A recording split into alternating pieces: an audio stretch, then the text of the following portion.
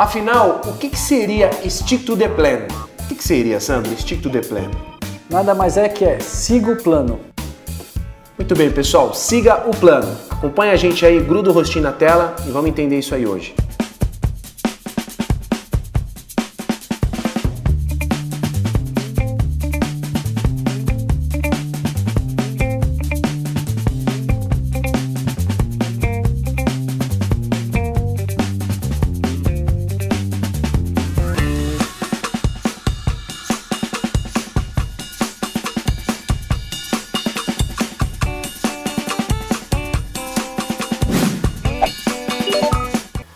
Olá pessoal, o nosso assunto de hoje é Stick to the Plan. Antes de mais nada, cumprimentar sempre o nosso companheiro que está sempre aí trazendo toda a sua bagagem de informação. Sandro, Stick to the Plan nada mais do que seguir o plano. Isso. Explica pra gente aí. Então, agora que plano? Que plano? Boa pergunta, que plano? Então, nada mais é que você bolar estratégia na bolsa e não mudá-la de acordo com os ventos. Seguir a risca. Seguir a risca. Porque como é que eu opero na bolsa? Tem pessoas que operam por gráfico, tem pessoas que operam por fundamentalista, que seria analisar o balancete das empresas. Que é o mais tradicional, né? Que geralmente é o mais tradicional, que dá mais retorno, pelo menos eu acho. Sim. Se você tem o seu plano, você já viu que a empresa está desvalorizada, você vai lá e compra, esperando que ela vai se valorizar. Sim. Mas sai uma notícia, que nem agora Estados Unidos contra a China, derrubou a Bolsa Mundial. Certo. O mundo inteiro desabou. E só um detalhe, China e Estados Unidos impactam o mundo inteiro, né?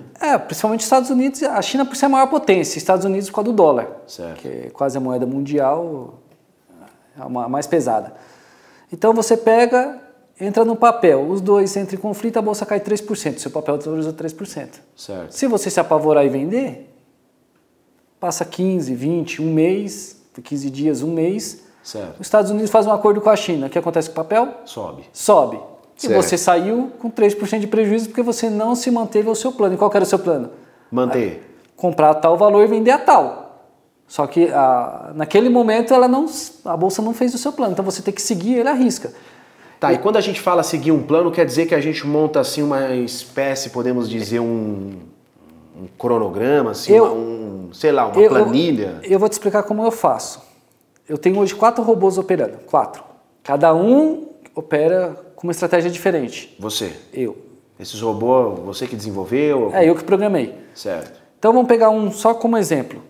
Eu pego um robô que toda vez que a bolsa passa da média, ela vai comprar, ou toda vez que cair a média, vai vender. Eu já testei isso com o passado, você não sabe o futuro. Certo. Mas 80% das vezes que ocorre isso, eu acertava. Se eu sei que 80% das vezes vai ocorrer isso, se eu colocar o robô para rodar, eu perdi a primeira operação, perdi a segunda, perdi a terceira, eu não posso me apavorar. Certo. Porque eu estou mais próximo do meu acerto do que antes. Porque se 80% das vezes eu acertei, nunca é exato. Sim. Mas não vai dar uma diferença de 60% de erro para 40% de acerto. Sim. Vai dar 65%, 70%, porque o mercado ele não tem dono, ele flutua. Certo. Mas é isso que é o plano. Se meu plano, eu já testei, era 80% de acerto, então toda vez que acontecesse aquele fato, eu iria comprar ou vender, o meu robô vai fazer isso. Até por isso que eu gosto de operar com robô. Porque o emocional da gente atrapalha demais. Com certeza. Eu acho que o emocional, para mim, eu acho que é um dos pilares para operar nesse mercado. Exatamente. Porque imagina que você tem 10 mil reais, você entra na operação. Você está ganhando 100, 200, você já fica doido para sair da operação. Só que não era o seu plano. Seu plano era buscar, um exemplo, 500 reais. Certo. Atingir 500. Atingir 5%, mas atingiu 3%, você já fica doido para sair. Aí deu 3%, saiu a notícia. Ficou menos 1%. Aí você fica nervoso, cara, você ter saído nos 3%. Não está esperando voltar. Começa a suar frio. Exatamente. E você acaba ficando com o emocional abalado, porque você fala, poxa vida, estou 3, 4 dias perdendo dinheiro, sendo que eu cheguei a estar ganhando 3% e não saí. Só que você está operando de forma errada desse jeito. Então eu opero assim, deu 80%, eu monto o robô faz por mim. Porque aí eu não fico vendo se eu estou ganhando, perdendo. O meu importante é o mensal. Que até então você não fica acompanhando na íntegra, né? O robô faz isso por si próprio. Eu acompanho, não vou falar que não. Olha o meu celular que eu quero saber o que está acontecendo. Mas não eu na íntegra, né? Sim. Não na íntegra. Eu não fico olhando o dia inteiro o gráfico, porque eu acho que aquilo ali acaba dando fadiga e você acaba cometendo os erros porque você está com a fadiga contra você, né? Você fica olhando o gráfico.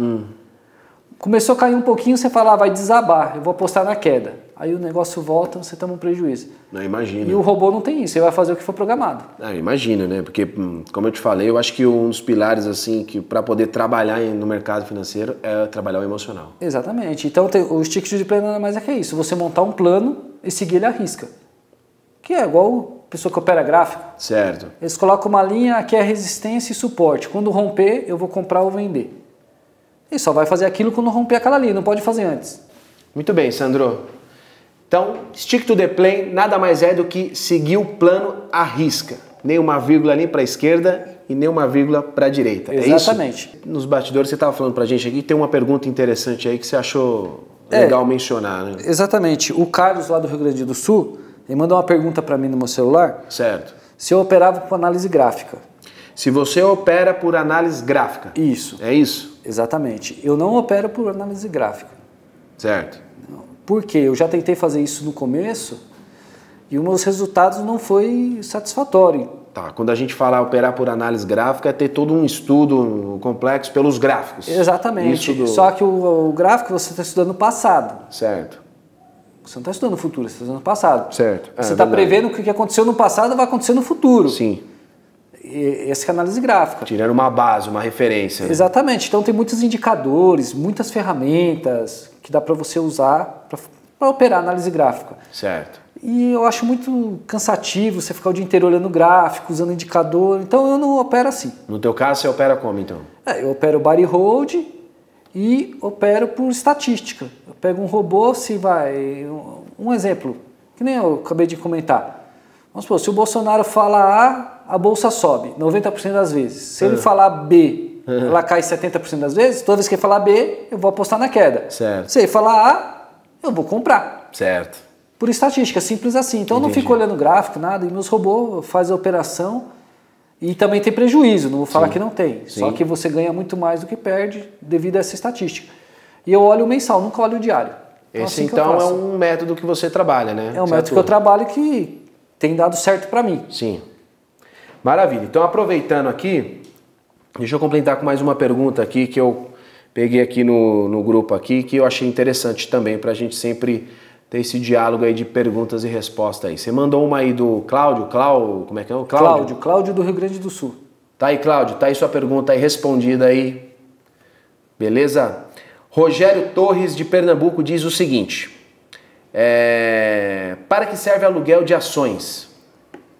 Aluguel de ações? Para que serve? Essa é nova, hein, meu? Não sabia disso não. Não, tem sim. O aluguel de ações nada mais é que eu vou operar apostando que a bolsa vai cair. Então eu vou vender uma ação para alguém. Eu não tenho essa ação. Só que para me vender, eu tenho que entregar a ação para a pessoa que eu vendi. Isso é operação vendida que a gente... a gente vai fazer um vídeo explicando exatamente sobre o que é operação vendida, coisa e tal, mas aluguel nada mais é que você vendeu uma ação, você precisa alugar para entregar para quem você vendeu. Entendi. Mas nós vamos fazer um vídeo... Você vendeu sem ter a ação. E você precisa entregar. Você precisa entregar essa venda. Aí você é obrigado a alugar para entregar para a pessoa que você vendeu a ação. Ou no dia ou na semana. O meses, buy and hold também dá para ser, não tem problema. Só que você vai pagar um aluguel mensal sobre isso aí. Então você vendeu uma ação sem ter ela, é isso, né? Exatamente. Tá aí, Rogério Torres de Pernambuco, lá da região Nordeste, tá aí respondida aí a tua pergunta, para que serve aluguel de ações. A gente vai fazer um vídeo sobre operação vendida, né? Vamos fazer. Que vai estar interligado aí com esse assunto aí, que vai responder melhor para você para que serve aluguel de ações. Muito bem, Sandro. Show! Obrigado aí pelo seu espaço aí, sua disponibilidade de estar com a gente aqui compartilhando os seus conhecimentos. Pessoal, por hoje é só. Esse foi o nosso assunto de hoje. Stick to the plan. Siga o plano. Acompanhe a gente aí nas nossas redes sociais. Claro, se inscreve no canal, compartilha, dá aquele joinha. Tá todos os nossos contatos aqui na tela. E até uma próxima.